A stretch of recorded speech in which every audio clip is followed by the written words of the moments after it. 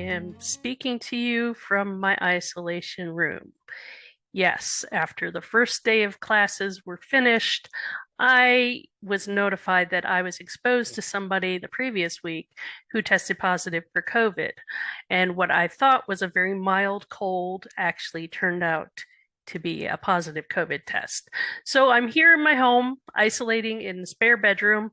It is not the best of recording situations. I apologize for the poor lighting and if there's any shaky camera work going on because I'm working on my laptop on a tray table, sitting on a bed in the spare bedroom.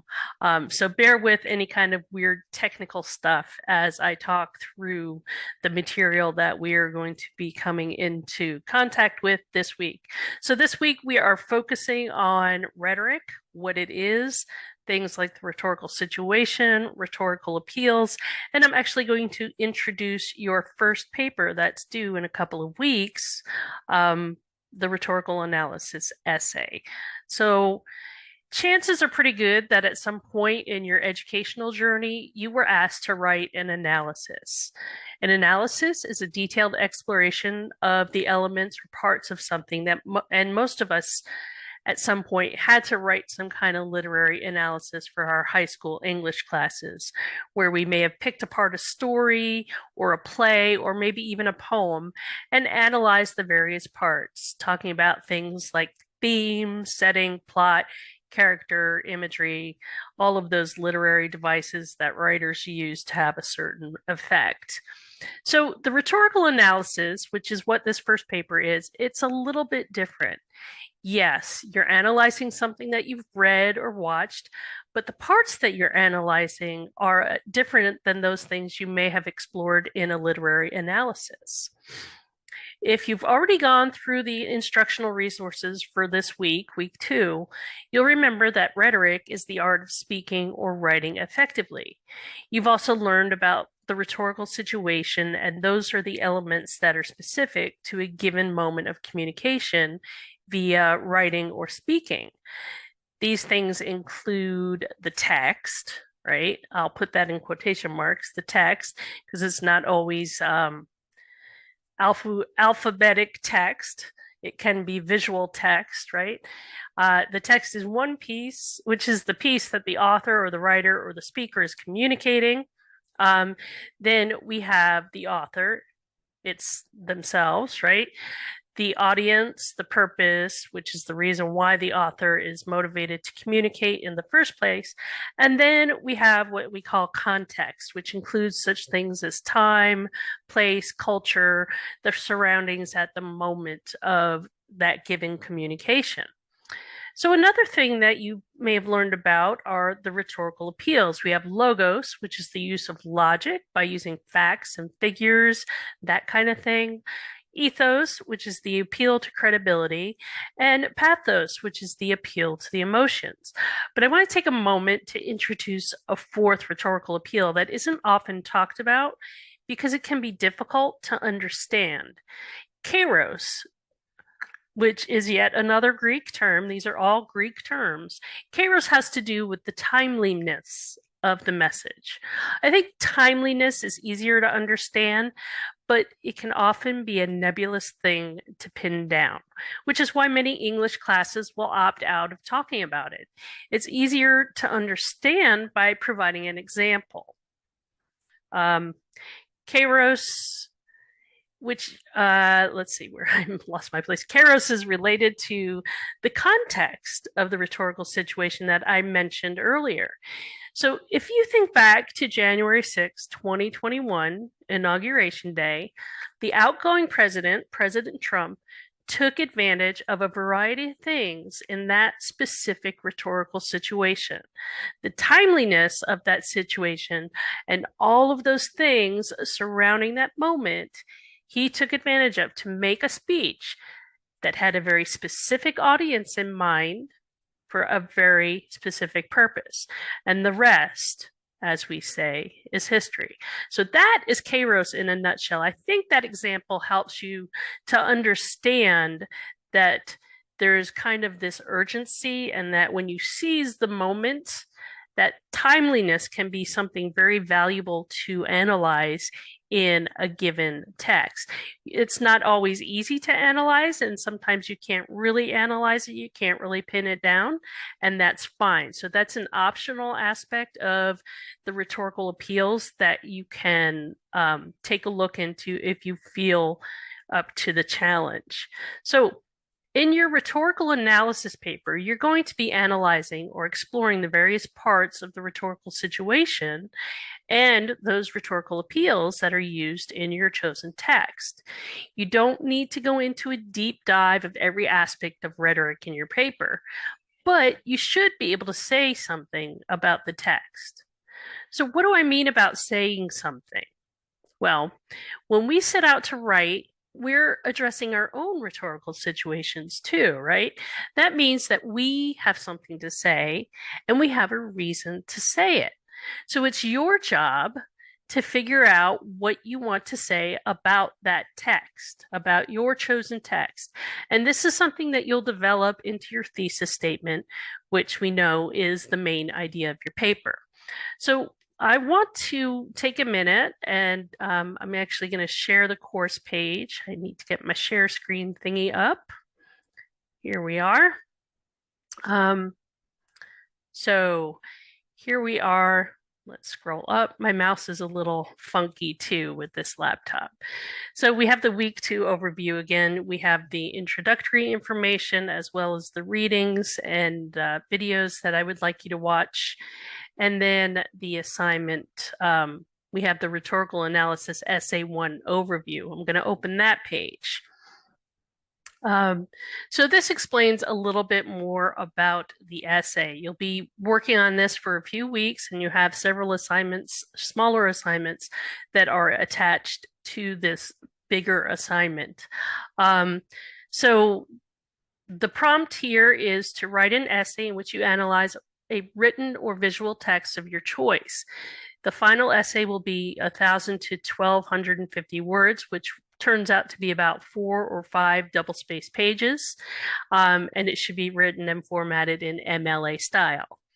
This assignment involves close critical examination of a single text, its author's choices, and the context in which it was composed to determine not just what the author wrote, but how and why the author wrote it or created it, and to judge whether the author has achieved a purpose or reason for writing. Has that text been effective, right?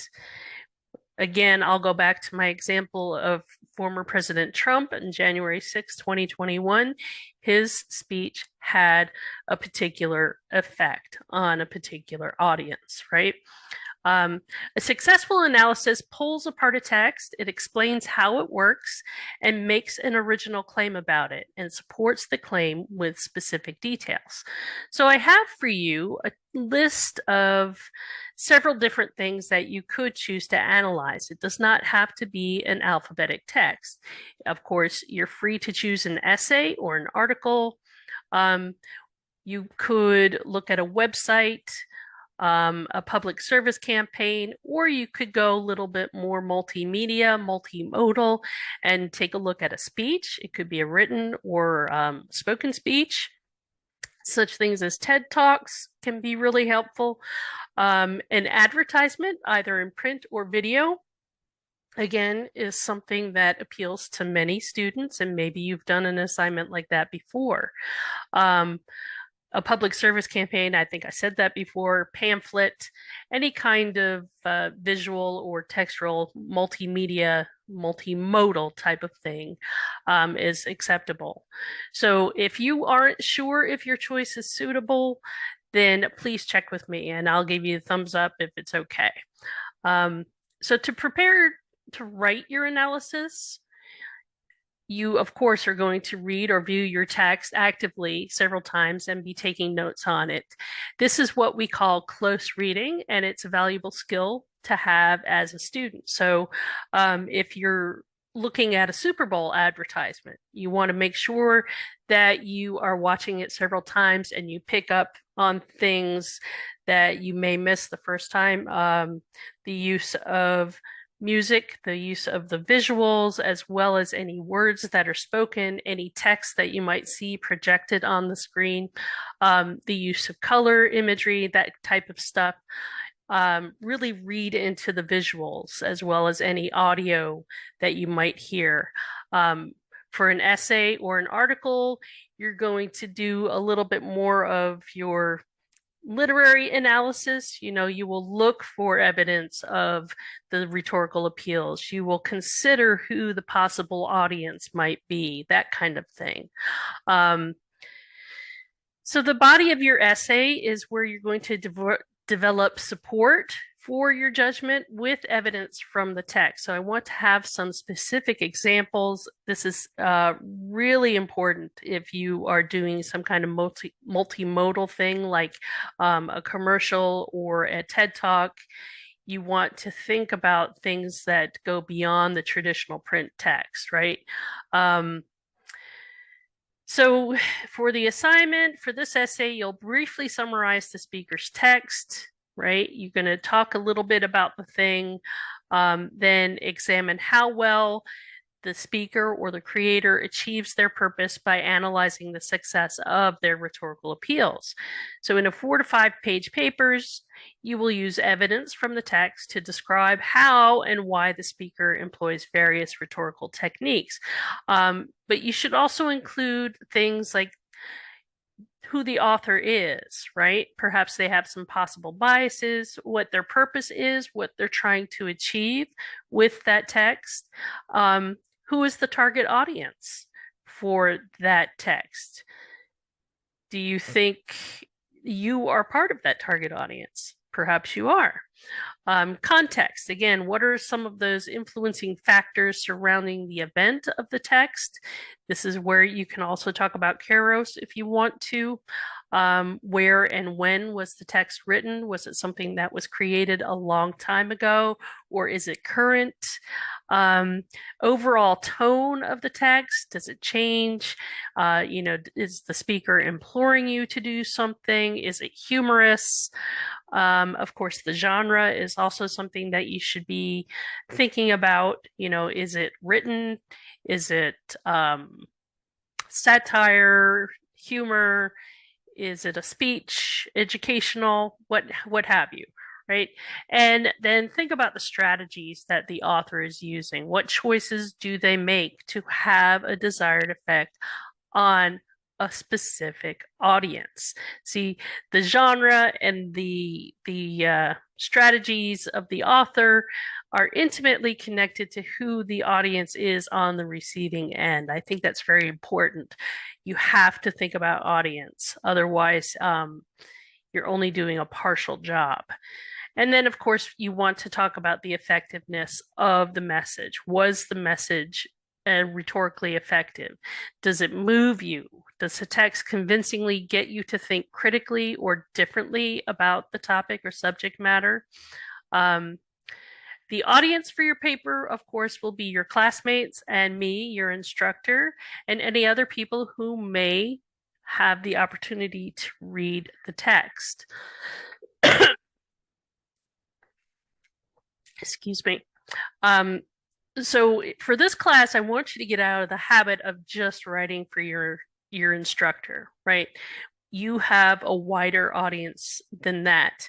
If I've come across a particularly good piece of writing by a student, I ask for their permission to use it as an example in subsequent classes. That's not a very uncommon thing with me and with other instructors. So if you write something very well, if I think it's a good example, I'm going to ask your permission. So it's going to be shared with other people. So you want to write and you want to put your best foot forward so that your writing is in a very positive light, right? So with the process of writing it, you want to think about the rhetorical situation, think about the rhetorical strategies. You'll also summarize the text, develop a clear thesis statement, have support for your thesis, and you will also have a conclusion. Of course, you can read through this at your leisure, but I do want to make note of some important dates. The first draft, which is the peer review draft for this essay, will be due at the end of the month on the 29th. And then you have a couple of days to review your assigned peer review. It's assigned randomly, so you have to complete the work in order to get a peer review assigned to you. If you fail to do that, you're going to have some points deducted from your final grade. And then there will be a peer review workshop, which will take place, and there's more information as you go through the weeks. That will be due on February 1st. And then you will take that feedback that you get from your peer reviewer. You'll go through, make any revisions or editing changes that you need to make, and submit your final draft on February the 5th, which is a Sunday. So hopefully that answers any questions you may have had.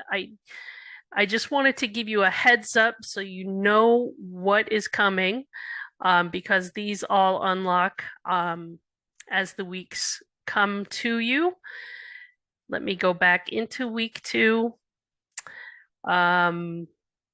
So that's the rhetorical analysis overview.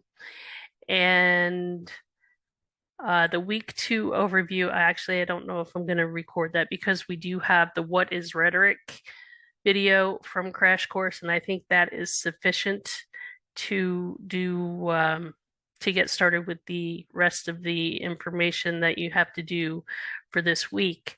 There was something else I wanted to say. Oh, so I want you to be thinking about the type of text. Again, I use that in quotation marks.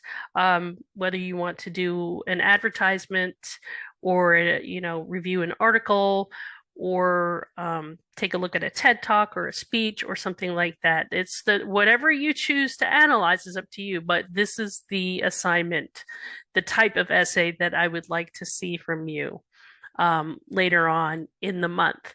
If you have any questions about this assignment, please don't hesitate to ask me, okay? And I will be getting through the assignments that most of you have already submitted before the end of the week. And if I have any feedback for you, you will see that in Canvas, okay? So take care, have a wonderful week, and again, contact me if you have any questions. All righty, bye-bye.